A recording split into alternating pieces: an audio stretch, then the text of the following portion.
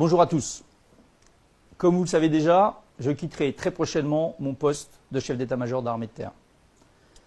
C'est évidemment un peu plus tôt que ce que j'avais prévu. Je voudrais donc vous dire toute la fierté et l'honneur que j'ai eu d'avoir été à votre tête durant ces 2 dernières années. Fierté d'avoir commandé une armée de terre combative, déterminée et généreuse. Honneur d'avoir été le chef d'hommes et de femmes exceptionnels, qu'ils soient d'active, de réserve ou personnel civil. Une armée de terre qui est une armée d'emploi et qui a été fortement sollicitée ces 2 dernières années. Une armée de terre qui a toujours répondu présent, aussi bien pour aider et sécuriser les Français face à la dangerosité du quotidien que pour les protéger face à la dangerosité du monde. Je salue ceux qui, aujourd'hui, sont engagés en opération. 2 années pendant lesquelles l'armée de terre a payé le prix du sang. Je rends hommage à ceux qui sont morts en exécutant la mission qu'ils avaient reçue. J'ai aussi une pensée particulière pour leurs familles et pour ceux qui ont perdu un camarade tombé au combat ou en service. J'ai enfin une pensée pour nos blessés et leurs familles. Ils méritent toute notre reconnaissance et notre respect.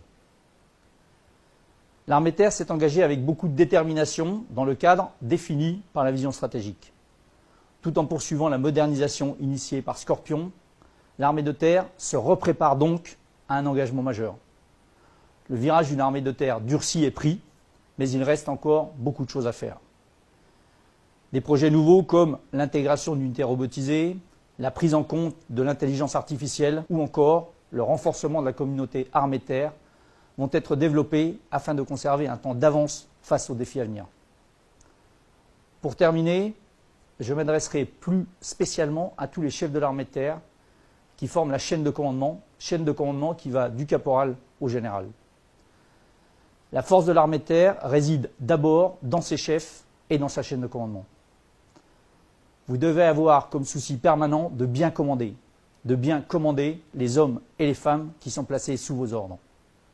Ils sont notre bien le plus précieux, ils sont votre bien le plus précieux. Commandez-les comme vous aimez être commandé, avec bienveillance, mais aussi avec beaucoup d'exigence. Exigence, car notre métier, le métier des armes, ne permet ni l'approximation, ni l'à peu près.